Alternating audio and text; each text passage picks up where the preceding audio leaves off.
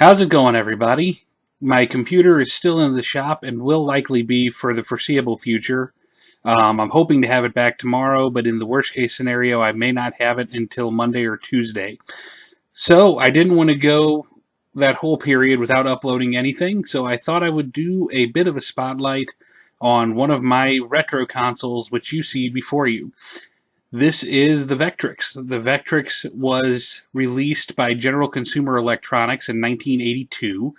The whole reason the system came out was because they had a plethora of CRT monitors, 9-inch monitors, that they had no idea what to do with. So they reconfigured them to be specialized for vector-based graphics and released the Vectrex at $199.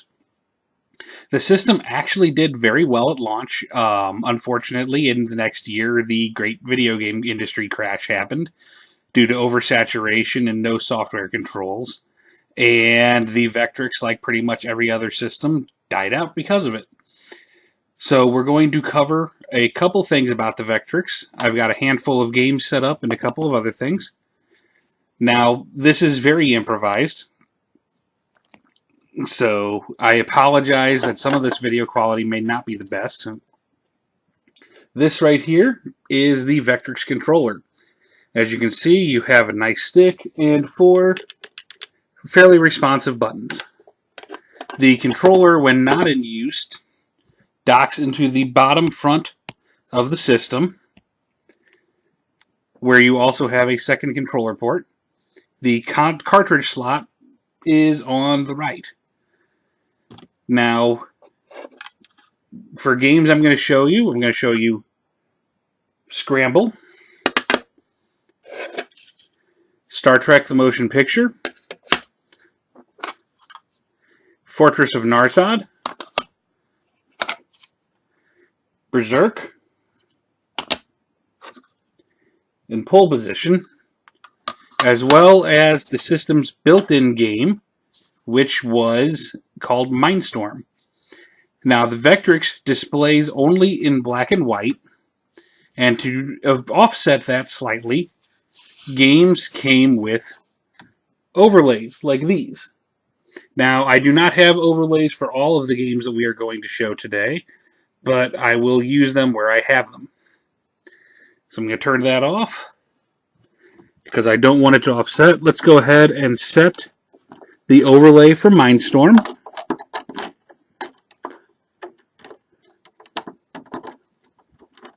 I'm going to be filming this all in one sitting, and I really have no script or editing, so I'm going to be throwing this completely off of the cuff. So I'm going to go ahead, reach in, and turn the power on. You might hear, I don't know how well it's going to come over, but you might hear that buzzing sound. That was the result of the speaker of the Vectrex being too close to the power supply. So Mindstorm is a very basic Asteroids-esque game. You have one button for shoot, one button to accelerate, and your object is to clear the screen.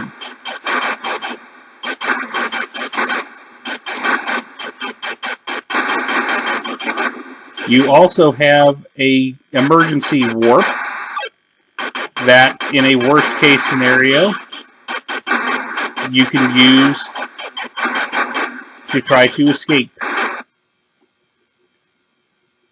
Come the second stage, things get a little more complicated.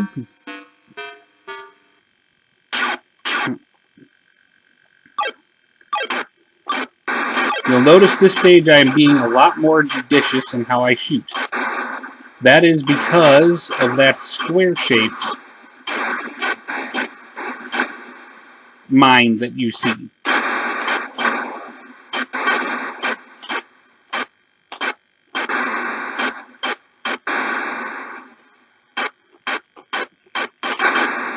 Almost didn't get that. These are particularly dangerous. You need to shoot them from a distance, and then quickly move. because they break into a projectile that shoots back at you.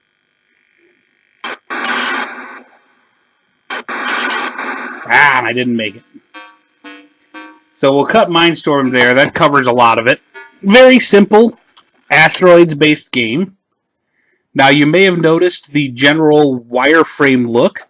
That's what vector graphics were all about. And vector graphics were especially prominent in a lot of the older arcade games. Like the original Star Wars arcade game is a prime example of how vector graphics were used back in the day. Everything is made out of straight lines. Even curves are made out of lines. So let's go ahead and next we will pop in a cartridge and play some Scramble. Now Scramble is something of a well-known game. Guess the overlays really are not showing up very well in this. It was worth trying. Scramble is the granddaddy of Gradius. This was basically the first side-scrolling shoot-'em-up that was made by that company. Now, those little boxy ones are fuel tanks. You might notice the little meter that is ticking down on the side. That is my fuel. If I run out of fuel, I will lose a life. The bombs have an interesting physics to them for the time in that they actually move forward and down, which makes being accurate with them something of an art form. And I will fully admit, one that I have not completely mastered.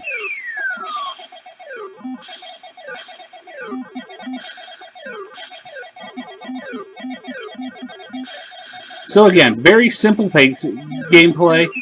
A lot of these early games of the time were them.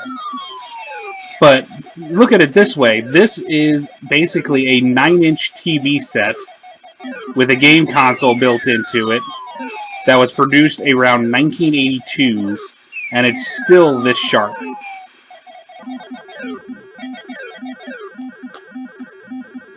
These things cannot be shot. All you can do here is focus on trying to get fuel and dodging.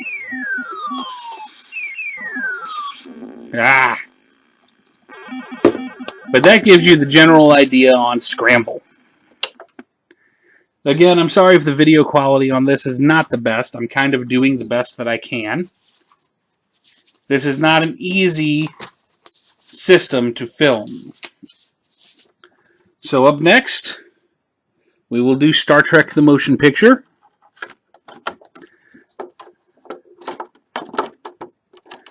This is a game that I have yet to get especially good at.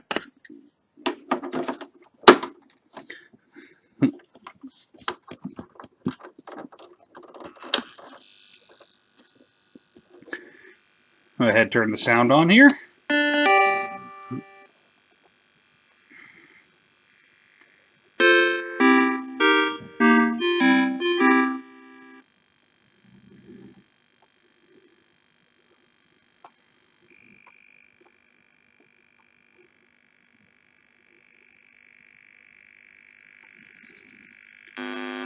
So for Star Trek the Motion Picture, whoop.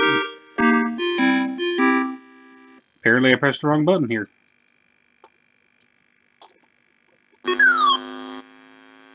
You have to find enemy ships and shoot them down. Ah. You have a fire button and a shield button. And I obviously did not hit the shield button fast enough there.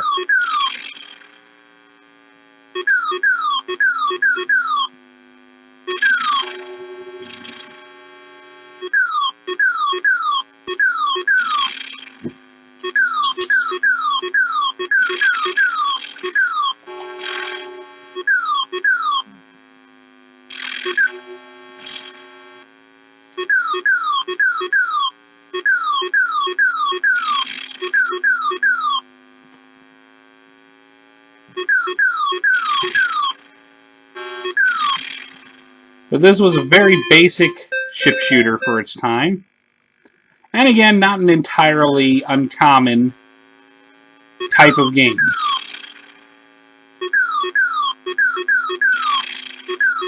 But the vector graphics give the ships a very fine-tuned definition that I always really enjoyed.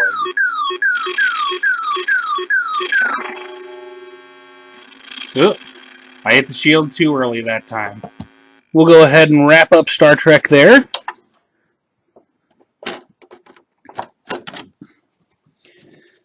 Now we're going to go to the games that I have pulled that I do not have overlays for. First, we are going to play a real classic, Berserk.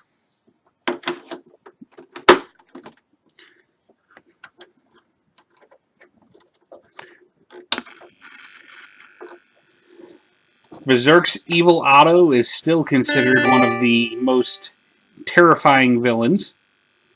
Simply because when he shows up, you know you need to get moving.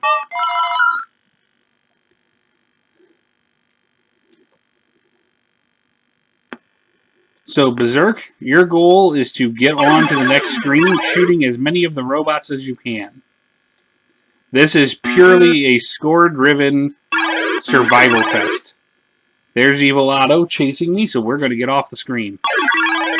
Evil Otto is invincible. The walls are actually laser beams, so the second you touch one, you die. Same goes for the enemies, except, of course, Evil Otto.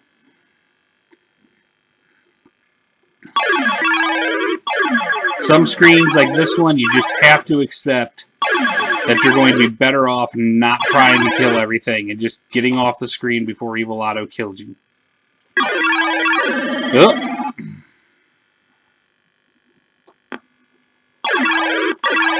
Wow, that was bad.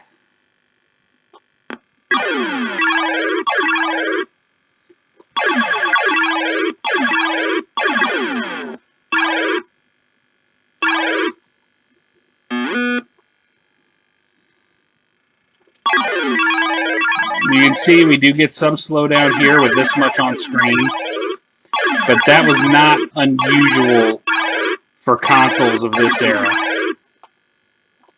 Oh crap, I'm in a bad position here. Evil Otto's going to show up any second. Oh no, he's chasing me. Go, go, go, go, go.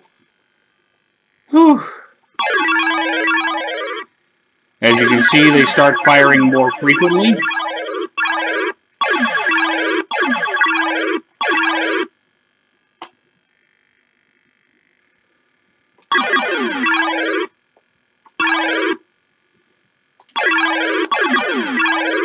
The difficulty definitely just steadily ramps up here.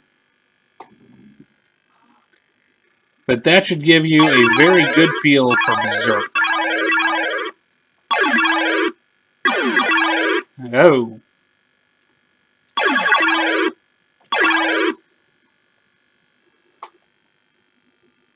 So we'll do one more screen. Actually, I'll just do this. Got you, humanoid. So we'll wrap up Berserk there. And we're going to go on to Fortress of Narzad. This is actually one of my favorite games on the Vectrex.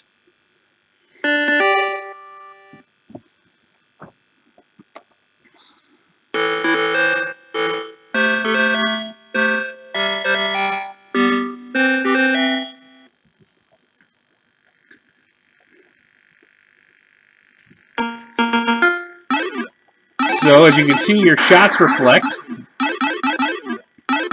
And your goal is to stay alive, unlike that. Take out all the enemies, and then break through the gate. Now, one thing you have to be very careful of, and I'm trying to demonstrate it for you in a second here, is your shots can reflect right back down and hit you. Now, each screen has 3 waves of enemies.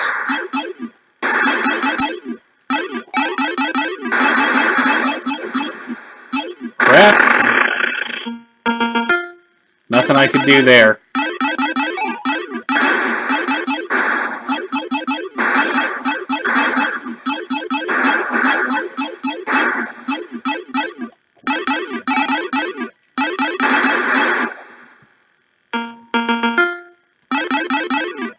Third wave. Now these are interesting in that they actually fire at you when you shoot them. Crap.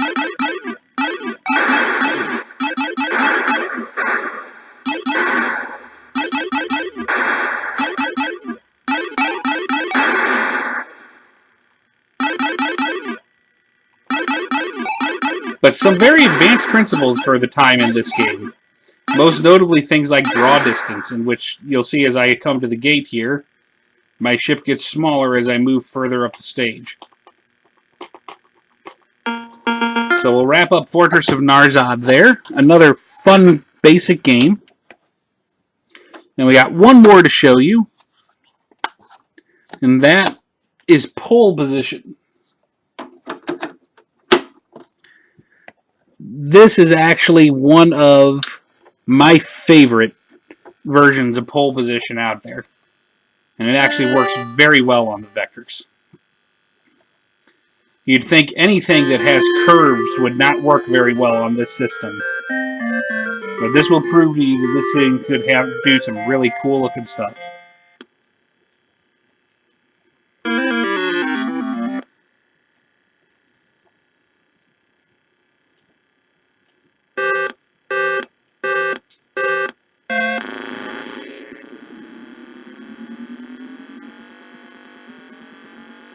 You still had a high and a low gear. And as you can see, it still got you some curves.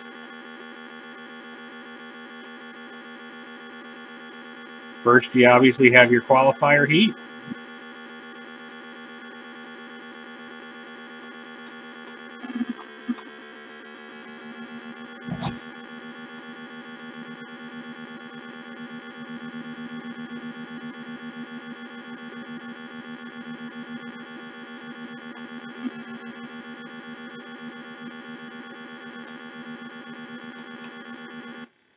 Which we've just cleared. And then you go from the qualifier heat to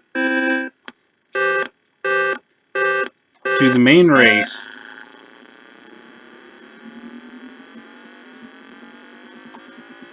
Switch up to high gear.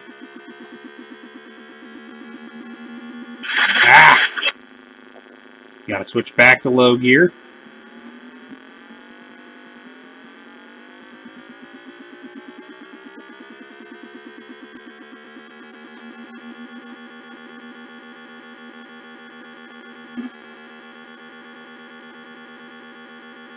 Weave in and out of traffic.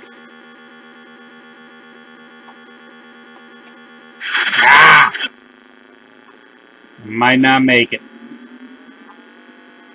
Not my best run for sure. 5, 4, 3, 2, 1, and time is up.